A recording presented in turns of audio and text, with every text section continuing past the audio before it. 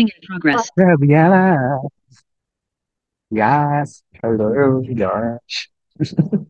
Okay, ano ba gagawin natin? Sige, sagutan natin. So usually kung ano sa mga, tinatanong ni sir, like given ng isang sets, tapos tatanong niya ano yung limit point, close ba yan, open, may isolated ba siya, let's find the closure. Yes. So, magpa-provide ako ng dalawang examples ng ganitong type of question. Itong una is nasa module to actually. Ito lang siya. Tapos yung pangalawa, kuha ko sa book, yung Abbott, the Abbott one. Anyway, so find the limit points daw of D. So kapag mga ganitong tanong, the best way you can do is, siguro i-drawing nyo yun, I mean not drawing, ilista nyo yung B, yung set explicitly. So what do I mean by that? So ibig ko sabihin is, mag-substitute kayo ng mga N. Kunwari, kasi yung N is natural. So start kayo sa 1. N equals 1, N equals 2. So pag ginawa ko yun, sige gawin natin. Para makita nyo yung behavior, kung saan siya papunta. Yes. Para makita nyo, explicitly. So kung 1 yan, so sabihin natin N is 1. So 1 times negative 1 raised to 1 over 1 plus 1. This is negative 1 half.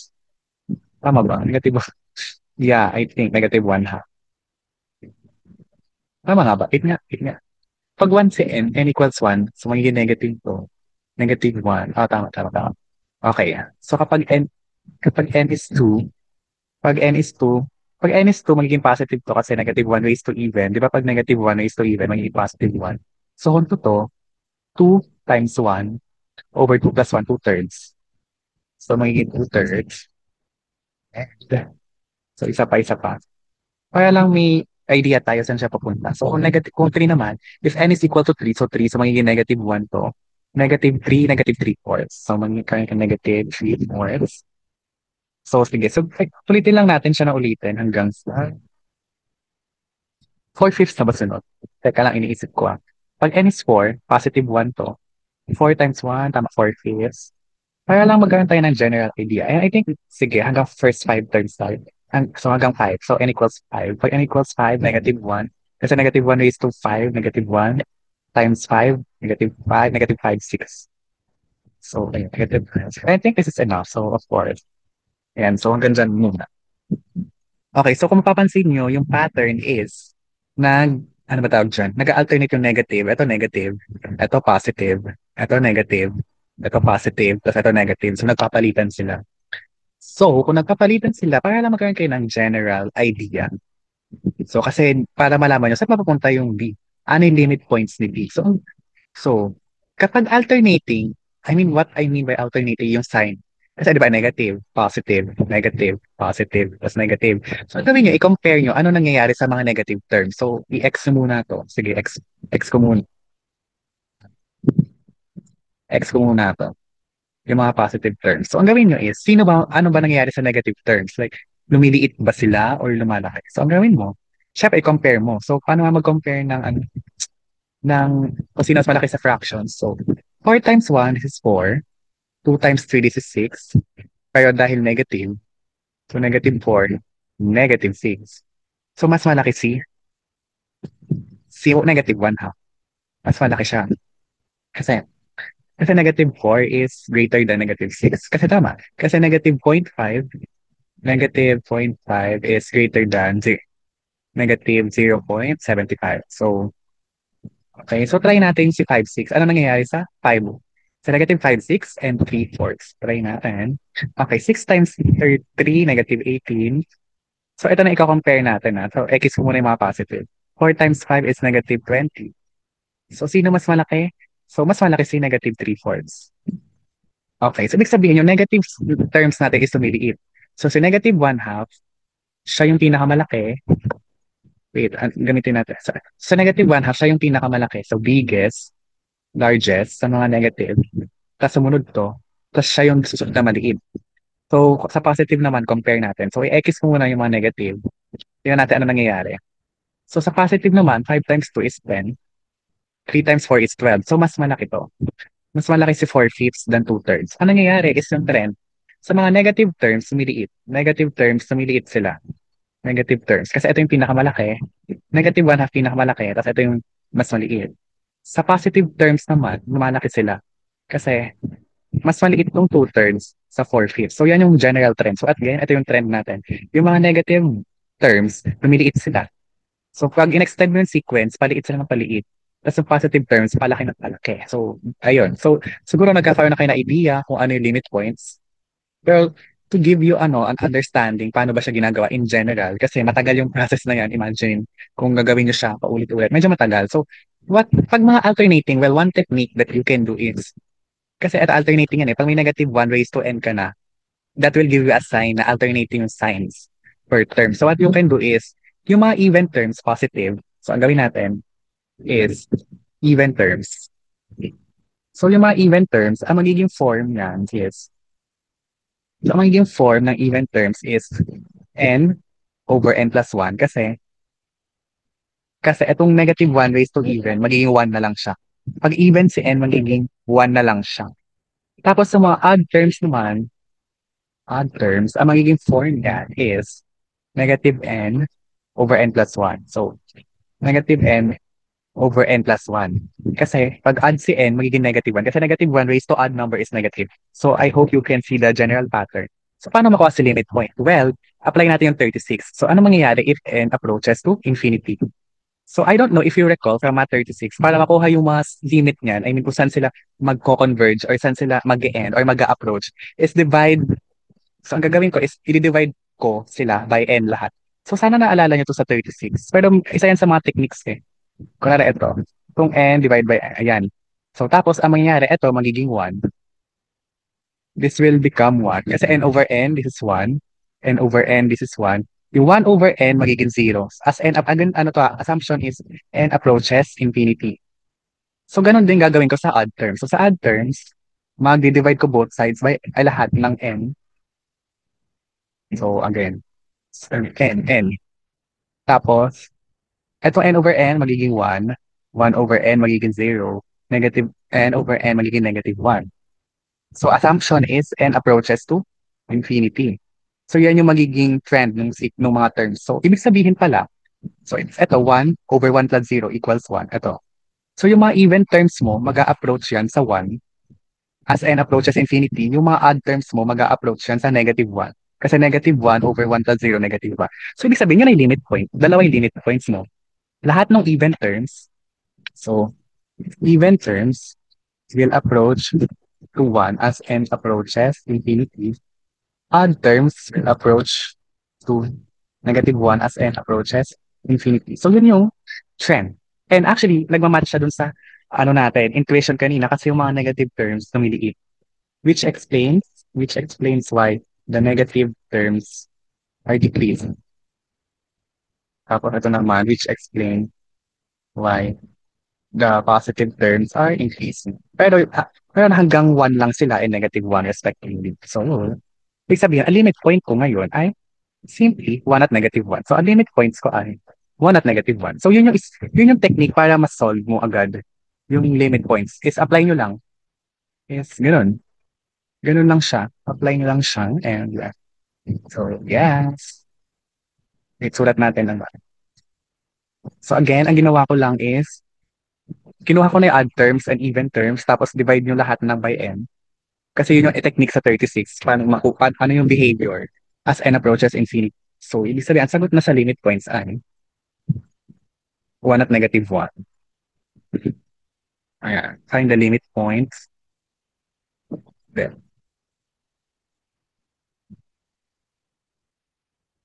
okay. Okay, is B close? So, ibig sabihin, kung close si B, di ba may theorem na, ano yung theorem? Ano yung theorem? Wait lang, saan yun? Ito. For any set, the close, no, not that one. Asan yun?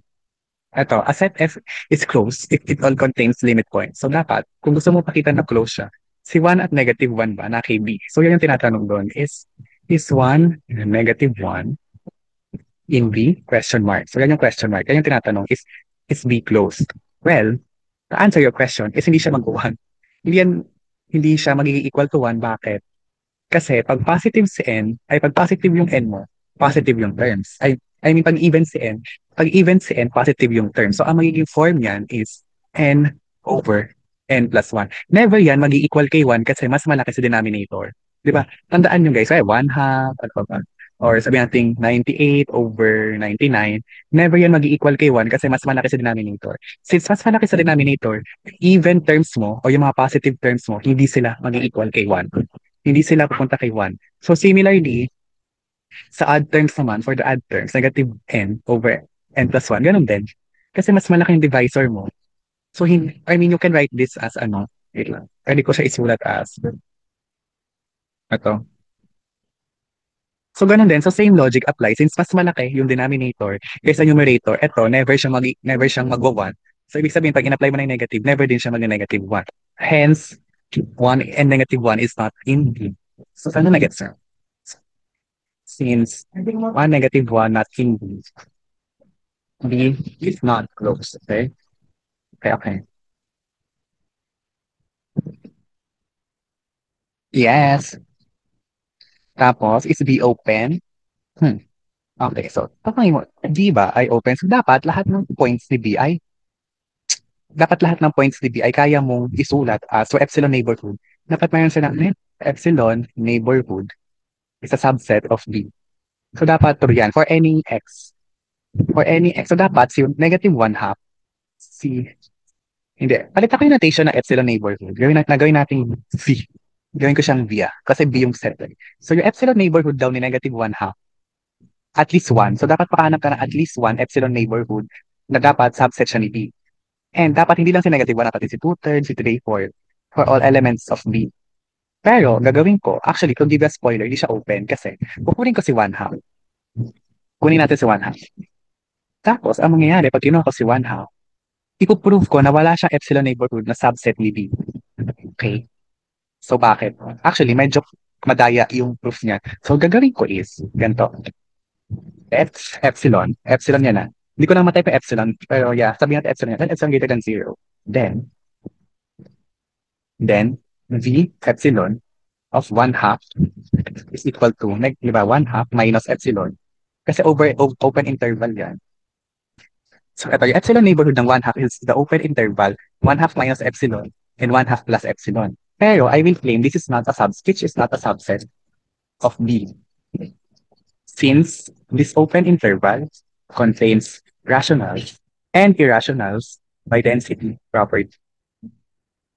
But the elements of B does not, no, but B does not contain rationals. It does not contain irrational number. Hence, there is no epsilon neighborhood of 1 half that is a subset of B. So, bakit? Kasi, sige, sabihin natin ito si B. Ito si B. Ito si 1 half. Ay, si negative 1 half. Negative pala yan, guys. Lagyan na natin ito ng negative. Negative. So, negative, negative, negative. So, nakalimutan. Ayan si negative 1 half. So, sabi natin ito si 2/3. 2/3. Tapos ito si negative 3/4. Like, wait nga, ibahin natin yung mga kulay para maganda. Wait, I will change the color. So, kaya ito yung B. B is a subset of R. Tapos, ibahin ko lang yung kulay para. So, ito si negative 1 half. Ito si negative 1 half. Negative 1 half. Ito si negative 3/4. Ito si negative 3/4.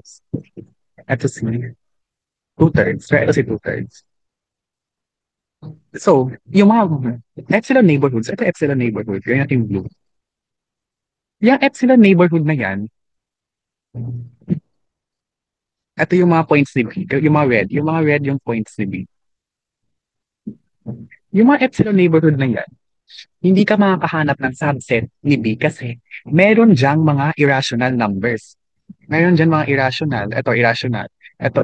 Kahit lakihan ko yan, yung epsilon neighborhood, or kaya itong malaking epsilon neighborhood, meron tong mga irrationals. Meron din tong mga irrationals. Kahit liitan ko pa yung epsilon neighborhood, meron pa din siyang irrationals. Kasi by density. Pero ano ba laman ni B? Ang laman ni B is, ito ay integer.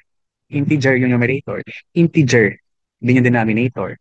Integer over integer is rational. Kasi di ba ang rationals is defined as the set of m over n, where m and n are integers. M and are integers. Tapos yung z is not zero. ay yung Z, N is not zero. So yan yung laman, ayan yung rationals. So ibig sabihin, integer over integer. So, yung B mo will never contain irrationals. Ayun.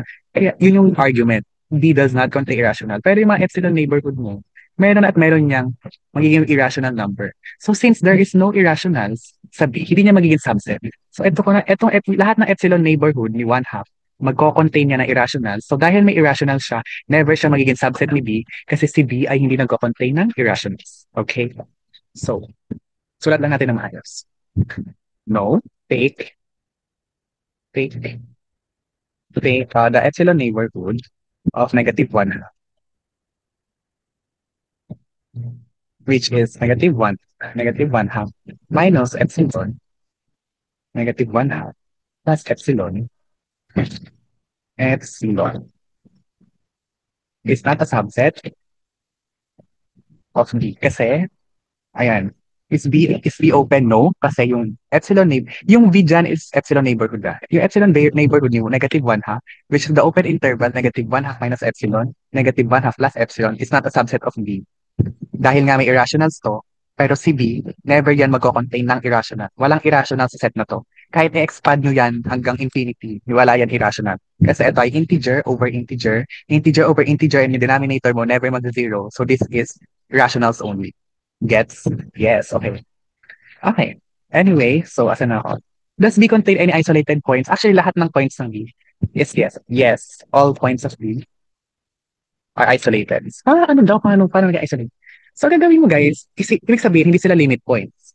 Okay. So, sige, i-drawing natin. Ang haba pala nito. Feeling ko isang example. No? Kasi parang isang example, ang dami. Wait, save natin black. Okay. Negative 1 half. So, yung mga points, ito yung mga red. So, ito si negative 1 half, si negative 3/4, si 2/3, si 4/5, plus si 5, negative 5 over 6. So, sige, negative 1 half, negative 1 half, negative 3/4, negative 3/4, 4/5. So, di ba, ang isolated point is not a limit point. So, kung i-prove mo na lahat ng points ay not limit point, you need to find at least one. Isang epsilon neighborhood lang. Isang epsilon neighborhood na such that yung epsilon neighborhood na yan, yung epsilon neighborhood nung x, where x are yung mga points, minus x, intersect with B, which set B ay dapat empty. So, yan lang yung gusto mong pakita. And, ang gagawin ko, pipili ako ng isang epsilon. So, ang pipiliin kong epsilon ito ha, pipiliin kong epsilon ay yung 1/2 ng distance ng points. Ha? Ano daw? Kunwari, ito. Ito yung, hindi na nga lang. Kunwari, ito yung distance. Yung distance ng 3/4 sa negative 1/2. Hahatiin ko yan. 1/2. So, ito. Kunwari, ito lang. Ito, epsilon neighborhood na yan. So, epsilon neighborhood na yan, ito. So, ayan yung kalahati. So, burahin ko ito. Ayan. Yung epsilon neighborhood. So, yung epsilon neighborhood na yan, pag tinanggal ko yung negative 1/2 dyan, di na siya mag-intersect kasi yung mga red, ang points lang ni B is yung mga red. So, dun sa epsilon neighborhood na blue, etong blue na yan, wala namang red dyan, di ba? Ito. Yung blue. Walang red dyan except negative 1/2. So, pag tinanggal ko sa negative 1/2, yung open interval na to, yung epsilon neighborhood na blue, wala na siya i-intersect. Magiging empty set na intersection niya kay B. So, ibig sabihin, si negative 1/2, hindi siya limit point. Kasi di ba ang goal ng limit point dapat lahat ng epsilon neighborhood. Pero nakahanap ka ng isang epsilon neighborhood na mag-fail na siya, na wala na siyang intersection. So, ibig sabihin, si negative 1/2 ay not a limit point. And gagawin ko yan sa lahat ng points. So, si 4/5 din. Si 4/5 gagawin ko din. So, si 4/5 ko na gawin natin green. Yung distance niya kay negative 1/2, 4/5, so ito yun. Hatiin ko, gagawin ko 1/2. So, ito yun, 1/2, 1/2. So, same case. Si 4/5, ito yung epsilon neighborhood ni 4/5. Pero ito yung epsilon, yung green, yung epsilon neighborhood. Pag tinanggal ko yung 4/5, i-intersect ko kay B. Again, yung black line is yung B, ah. Tapos yung mga elements ni B ay yung red. Yung mga points na kay B ay yung mga red. So, etong epsilon neighborhood dito, wala nang red dyan except 4/5. So, pag tinanggal ko yan, pag kinuha ko yung intersection kay B, mag-empty set na yan. So, si 4/5 din ay hindi limit point. So, gagawin ko yan sa lahat. So, ibig sabihin, yun na yun. Kaya lahat ng points is isolated kasi hindi sila limit points. Okay? So, lagay ko lang is take epsilon to be ano. Kasi isang epsilon lang kailangan mo eh. Take epsilon to be 1/2 yung minimum ng distance ng mga BI minus BJ, where I is not BJ. Ayan.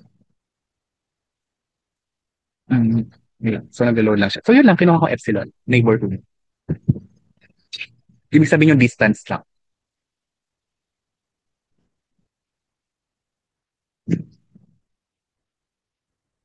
Okay, okay. So, ibig sabihin pala, kapag yung epsilon neighborhood na kukunin ko is dapat yung one half ng distance ng mga points sa isa't isa. So, kapag yun yung pinili ko, di na siya magkakaroon ng intersection. Kaya, yes, all points will be isolated. Find B closure. Ito, madali na lang to. B closure is just B with the union ng limit points, which is 1 and negative 1. So, tapos na. Okay. And we're done. So, ang haba pala ng explanation nito. So, kasi usually, di naman siya pinoprove kasi ano lang naman siya, like, I mean, di ba sa sir, di naman niya pinapa-prove yung yan, usually walang proof yung hinihingi niya. Pero kung gusto niya lang malaman paano siya kinukuha, is ganyan lang siya. Yes. So, ayan, we're done.